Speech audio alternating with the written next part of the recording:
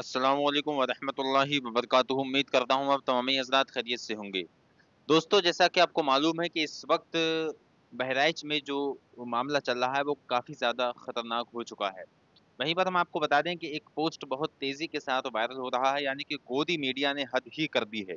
यानी कि गोदी मीडिया ने एक अपना अलग से पोस्टमार्टम रिपोर्ट बना लिया है और कहा जा रहा है उसमें कि जिस लड़के की मृत्यु हुई है उसके साथ क्या-क्या कहा गया है। सबसे पहले वो कहते हैं कि उसको करंट लगाया गया, तलवार से उसे जो है मारा गया और उसके बाद उसके नाखूनों को उखाड़ा गया। ये सारी बातें कही जा रही हैं उस पोस्टमार्टम रिपोर्ट में, जो कि गोदी मीडिया फैला रहा है पूरे हिंदुस्तान में। लेकिन आज की इस वीडियो में हम आपको बताएँगे, इसी चीज़ का आज खुलासा करेंगे, इसी चीज़ के बारे में हम आपको बताएँगे कि आखिर इस सब मामले की सच्चाई क्या है? क्या आखिर ये बातें सच हैं कि उस लड़के के साथ जो है इतना घिनौना काम किया गया, यानी कि करंट लगाया गया, तलवार से मारा गया या फिर उसके नाखून उखाड़े गए? दोस्तों, इस सारी बातों का हम आज इस वीडियो में खुलासा करने वाले हैं। तो इस वीडियो में आप लोग आखिर तक बने रहें और चैनल को अभी सब्सक्राइब नहीं किया है तो सब्सक्राइब कर लीजिएगा। दोस्तों, हम आपको बता दें इस वक़्त आप स्क्रीन पर देख रहे होंगे कि एक ये जो पोस्ट है, जो कि सोशल मीडिया सेल जनपद बहराइच की तरफ से, यानी कि बहराइच की पुलिस की तरफ से ये जो पोस्ट है डाला गया है और सभी लोगों से ये अपील की गई है, वो आप लोग बगौर सुन लें। ये लिखा हुआ है दिनांक 13/10/2024 को कस्बा महाराजगंज, थाना हरदी, जनपद बहराइच में घटित घटना में एक हिंदू व्यक्ति की हत्या के संबंध में सोशल मीडिया में सांप्रदायिक सौहार्द को बिगाड़ने के उद्देश्य से भ्रामक सूचना, जैसे मृतक को करंट लगाना, तलवार से मारना एवं नाखून उखाड़ना आदि बातें फैलाई जा रही हैं, जिसमें कोई भी सच्चाई नहीं है।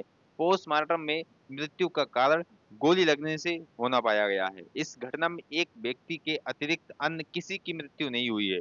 जी हाँ, अतः सभी से अनुरोध है कि सांप्रदायिक सौहार्द को बनाए रखने के लिए अफवाहों पर ध्यान ना दें व भ्रामक सूचनाओं को प्रसारित ना करें।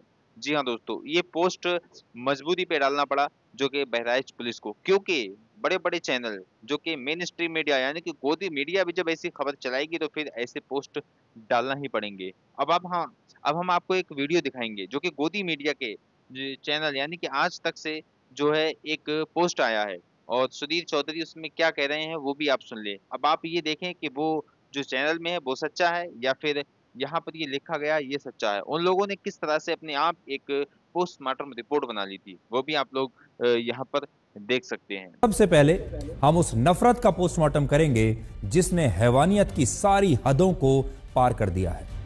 उत्तर प्रदेश के बहराइच में सांप्रदायिक हिंसा के दौरान जिस 22 वर्ष के राम गोपाल मिश्रा नाम के लड़के की अपहरण के बाद हत्या कर दी गई थी, अब उस लड़के की पोस्टमार्टम रिपोर्ट में बहुत चौंकाने वाले खुलासे हुए हैं और आज सबसे पहले हम आपको राम गोपाल मिश्रा की यह पोस्टमार्टम रिपोर्ट ही दिखाएंगे।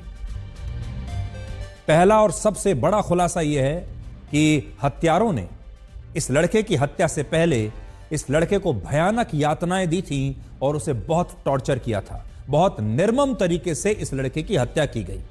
आरोपियों ने उसके पैरों की सभी उंगलियों के नाखून खींचकर बाहर निकाल लिए थे। सोचिए, कल्पना कीजिए, किसी के नाखून अगर खींचकर निकाल लिए जाएं तो दर्द की कल्पना आप कर सकते हैं।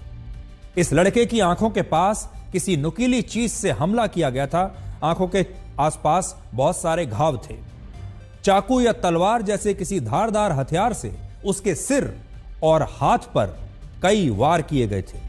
उसके चेहरे पर, गले पर, सीने पर, पेट पर, पैरों पर गोलियों के 25 से 30 छर्रों के निशान थे। और सबसे बड़ी बात यह है कि हत्यारों ने इस लड़के को मरने से पहले इलेक्ट्रिक शॉक दिए, जिससे ब्रेन हैमरेज हुआ और ज्यादा खून बहने के कारण इस लड़के की मौत हो गई।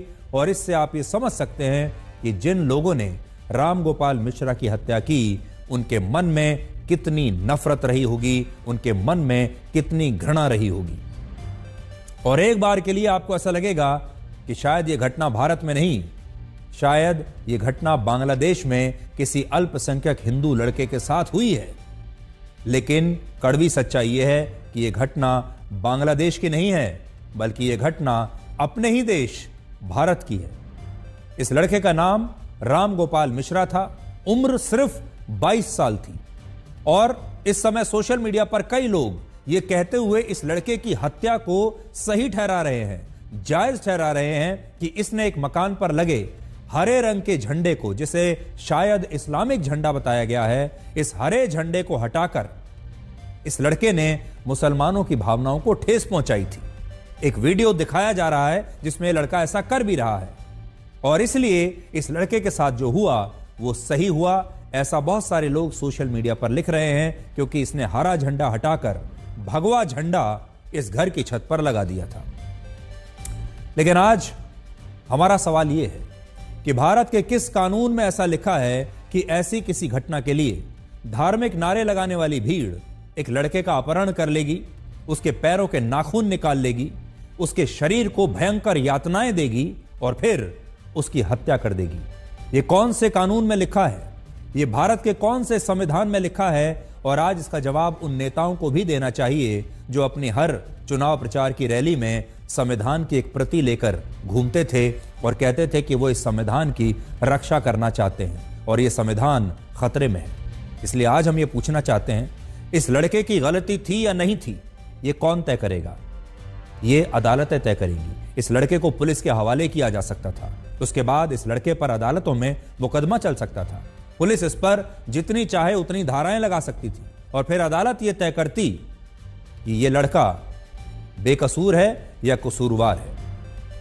हमारी अदालतें इस लड़के को इसके अपराध की सजा देने में पूरी तरह सक्षम है, लेकिन इन हत्यारों ने पुलिस पर भरोसा नहीं किया, अदालतों के। जी हाँ दोस्तों, तो आपने देखा कि किस तरह से ये कह रहे थे कि वो हम चीज देखेंगे कि जिसने हैवानियत की और नफरतों की सारी हदों को पार कर दिया है, ये सुधीर चौधरी कह रहे थे। और वहीं पर हम आपको बता दें कि इस तरह से वो कह रहे थे कि हम आपको एक पोस्टमार्टम रिपोर्ट दिखाएंगे। कहाँ है वो पोस्टमार्टम रिपोर्ट? आपने क्लियरली क्यों नहीं दिखाया कि सिर्फ और सिर्फ आपके पास ये पोस्टमार्टम रिपोर्ट पहुंची थी, वो किसी पुलिस वाले या किसी और के पास क्यों नहीं पहुंची? जी हाँ दोस्तों, इस तरह से देख सकते हैं आप देश में कहीं न कहीं इस मीडिया का काम ये होता है कि निष्पक्ष तरीके से जो है जाँच की जाए और निष्पक्ष तरीके से जो है न्यूज़ को डाला जाए। लेकिन यहाँ पर होता क्या है कि अगर दंगा भड़क जाए तो उसको और ज़्यादा भड़काने का काम ये लोग करते हैं, यानी कि उस पर तेल डालने का, नमक डालने का ये काम करते हैं। इस तरह की अगर बातें होंगी, इस तरह की अगर वीडियोज़ सामने आएँगी तो यकीनन कहीं न कहीं माहौल बिगड़ेगा ही, ना कि सुधरेगा। आप लोगों को मैं बता दूँ कि इस वक़्त जो वहाँ का माहौल है, वहीं पर दूसरी चीज़ यहाँ पर आपको बता दूँ कि कल मैंने जो वीडियो डाला था वहाँ पर जो कि एक स्वामी जी हैं वो कह रहे थे कि आप ये बताइए कि वो वीडियो कहाँ है जहाँ पर मुसलमानों ने उसके नाखून उखाड़े या फिर उसको गोली मारी। उन्होंने साफ-साफ ये कहा है कि कहीं न कहीं दाल में कुछ काला है। यानी कि मुझे तो ये लगता है, उन्होंने कहा स्वामी जी ने, उनके ये बोल हैं, उन्होंने क्लियरली कहा कि मुझे तो ये लगता है कहीं न कहीं इसमें जो है दाल में कुछ काला है, यानी कि कहीं न कहीं उस हिंदू को हिंदुओं ने ही मारा है। क्योंकि दोस्तों उनका ये साफ तौर पर कहना था कि मान लीजिए कोई अगर झंडा उतारता है, उसके बाद वो भगवा झंडा वहाँ पर लगाता है और लगाने के बाद जैसा कि भीड़ ने कहा था कि वहाँ पर 4-6 लोग आए, उसको घसीट कर ले गए। अच्छा, घसीट कर ले गए, उसके बाद वो वहाँ पर जो भीड़ थी वो सिर्फ देखती रही, उस शख्स को बचाया नहीं, उस शख्स की वीडियो नहीं बनाई, उस शख्स को किसी भी शख्स ने बचाने की नहीं सोची कि उस शख्स को खींचकर कुछ लोग ले जा रहे हैं तो उसको हम बचाएँ। तो ये सारे सवाल खड़े हो रहे हैं। तो इन सारी ये चीज़ों की जाँचें हो रही हैं और जाँच जब क्लियर हो जाएगी, जब इसका खुलासा सामने आएगा, तभी ये जो है सारी बातें समझ में आएँगी। अभी जो है इसको लेकर बस हम यही तक आपको जानकारी देना चाहते थे। मिलते हैं इंशाअल्लाह नेक्स्ट वीडियो में। अस्सलाम वालेकुम व रहमतुल्लाह। अल्लाह हाफ़िज़।